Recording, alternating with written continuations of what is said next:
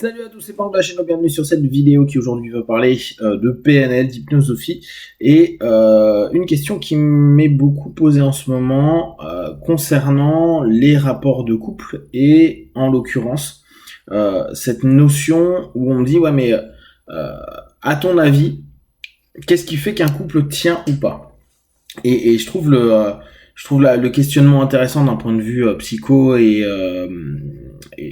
accompagnement, dans le sens où on a des outils de compréhension. Après, bien sûr, il y a plein de choses qui rentrent en compte. Mais là, on va s'axer sur cette notion psycho-PNL, psycho-hypnose, à savoir qu'est-ce qui peut être intéressant à prendre en compte et peut-être quelle est la confusion actuelle. Alors là, on va parler de rapports amoureux, mais ça peut très bien être dans des rapports amicaux.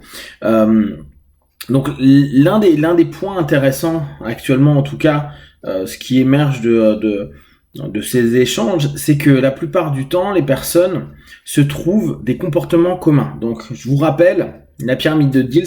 Souvenez-vous de Diels: environnement, comportement, connaissance, valeurs, croyances, identité. Ok.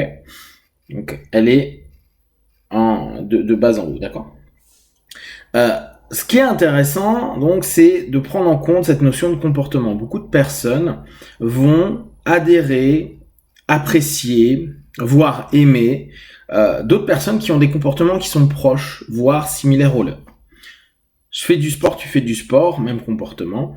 Ah bah c'est cool, on a un point commun.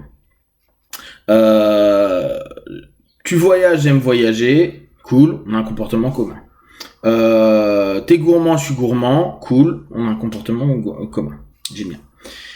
Le comportement va être souvent ce qui nous séduit, c'est-à-dire que la personne, dans le comportement qu'il propose, semble dégager quelque chose. En tout cas, on le perçoit, pensez bien, il y a aussi toute cette notion des filtres, projection de soi-même sur l'autre. Donc ça qui est très courant.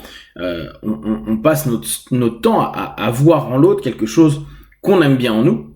On projette sur l'autre soit des choses qu'on aime en nous, soit des choses qu'on idéalise, qu'on n'a pas, et qu'on se dit l'autre là, il complète.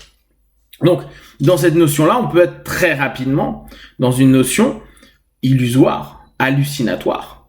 On revient sur les trans hallucinatoires. Alors même si c'est spontané et ça peut être court, c'est je ne vois que ce que j'ai envie de voir, et je ne vois pas ce que il y a, mais peut-être ne convient pas au filtre que j'ai dans l'instant. Si en plus donc on ramène cette notion un peu d'allu spontané et de je m'axe sur les comportements, regarde, il est comme ça, il est son comportement, elle est comme ça, elle est son comportement, on va rapidement se dire cool, il y a des critères qui me conviennent, ça match, ça se passe bien. D'ailleurs, les sites de rencontres, les applis de rencontres, etc., jouent beaucoup sur qu'est-ce que vous aimez, comment, pourquoi, où, décrivez-vous, etc., etc. Et ça va être le comportement. Il y en a qui vont le provoquer, il y en a qui vont jouer, il y en a qui vont intellectualiser, etc., etc. Ce qui fait que va y avoir de j'aime bien cette façon de. D'ailleurs, quand on pose la question à certains hommes ou certaines femmes, on commence à avoir un critère de comportement attendu. Je veux que il me fasse rire ou qu'elle me stimule, qu'elle me crée de l'envie, de l'attente, etc. Je veux qu'il me fasse rire, je veux que il me protège ou qu'il me donne la sensation de, c'est pas forcément une attente, etc., etc. Ou inversement, on s'en fout de savoir dans quel, si c'est masculin ou féminin. Dans cette notion-là, on est en train de regarder des comportements à longueur de temps. Donc, on se dit, si le comportement, il est OK, je le valide, plus il y a de comportement, plus c'est bon, et plus je peux valider la relation potentielle avec la personne. Ce qui se passe, c'est que, pour ceux qui connaissent un petit peu mon discours, pour moi, on ne change pas. Mais on ne change pas d'un point de vue des patterns primaires. C'est-à-dire que on est ce que l'on est. On a ce que je vous avais appelé le terrain, le field. Et sur ce terrain, il y a une maison. Et on peut très bien être dans le potentiel simplement de notre chambre, ou d'être dans toute la maison, ou d'être carrément dans toute la maison et dans tout le jardin. Pour autant, si je commence à bouger dans la maison alors que j'étais que dans la chambre, je n'ai pas changé. J'ai simplement développé mon potentiel et je découvre mon propre potentiel. Je l'exploite. Mais je change pas, en fait, je suis toujours moi dans l'absolu. Par contre, le comportement, c'est-à-dire les retours qu'il va y avoir de cette prise de place et d'exploitation de soi-même, va créer des comportements différents. Et c'est ce qui se passe très souvent avec le temps. J'aime voyager, c'est cool, et peut-être un jour, j'ai plus envie de voyager. Pourquoi ? Parce que ça se trouve du voyage externe, on va faire ça un peu de manière jolie, on découvre un voyage intérieur et on se dit pourquoi aller à l'autre bout du monde alors que tout est à l'intérieur de moi. Admettons. J'aime faire du sport, mais peut-être que j'aimais faire du sport. Pourquoi ? Parce que j'étais avec un groupe de potes et que mon groupe de potes est parti, je fais du foot. Et que peut-être ma femme, elle aime faire du sport pour la performance sportive. Et avec le changement, mes potes sont plus là, moi je fais plus de foot, par contre je regarde des matchs de foot. Elle continue la performance sportive et il y a un mismatch qui commence à se mettre en place. Pourtant, on aimait tous les deux le foot. Tu as changé. Mais c'est parce que derrière le comportement, il y a des éléments qui enchaînent tout ça, qui ont plus d'importance. Et on va arriver sur les valeurs. L'élément qui peut permettre à tout à chacun de se sentir bien sur le long terme, c'est pas le comportement. Le comportement changera ou pourra changer. D'ailleurs, c'est les fameux « tu as changé ». Bien sûr que les personnes changent. Ne serait-ce que par un phénomène d'habituation. Je suis habitué à te voir, à parler avec toi, à faire des choses avec toi. Donc, bien sûr que mon comportement, il est pas le même que le premier jour ou qu'il y a 2 ans, ou etc., etc.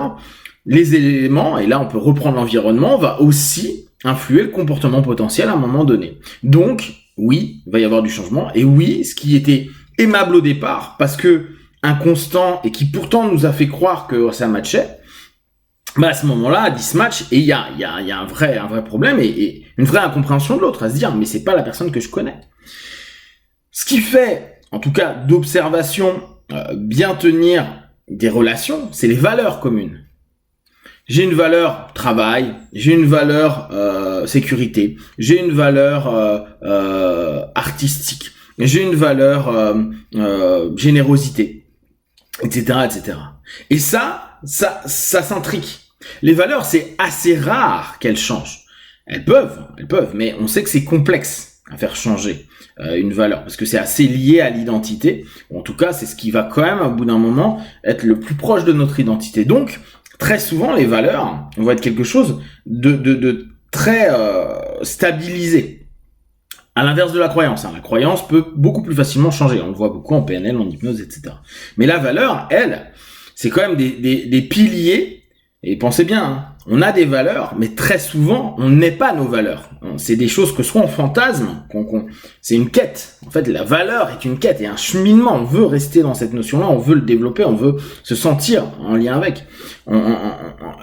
Souvent, les gens qui nous mettent en avant des valeurs ne sont pas à leurs valeurs. C'est ce vers quoi ils tendent, un objectif, ou qui se sont battus pour en obtenir peut-être 10%, 5% et se dire « Ah, je l'ai un petit peu ».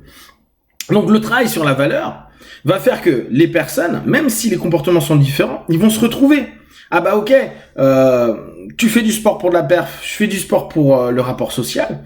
Oui, mais derrière, ce qu'on aime, c'est la notion de prendre attention à, ou une générosité de cœur, une générosité d'attention, etc. Qu'importe que ça change, ça va peut-être créer des tensions. Mais dans le fond, c'est que, ou par exemple, l'assurance, je pourrais compter sur cette personne quoi qu'il arrive. Alors peut-être que là on s'engueule, mais si demain il y a un problème, un accident, une maladie, etc., cette personne avec cette valeur-là, je sais qu'elle sera là. C'est une personne stable, c'est une personne en qui je peux avoir confiance. Alors même si le comportement change, le fond, je sais qu'il est là. Et ça permet de faire durer les relations. Parce que même si nos discours peuvent changer, même si nos comportements peuvent changer, les valeurs derrière, elles, peuvent rester stables et donc permettre à tout à chacun de développer autour une liberté comportementale, environnementale, d'apprentissage également, parce que au bout du compte, ça se recroisera sur un des éléments les plus élevés de l'humain, les valeurs. Si vous avez des questions et des remarques partagées sur Facebook, YouTube, je répondrai le plus rapidement possible, et comme d'habitude, de tout ce que je propose, ne prenez que ce qui est bon juste pour vous, testez, observez, analysez, et concluez. Be one, ciao.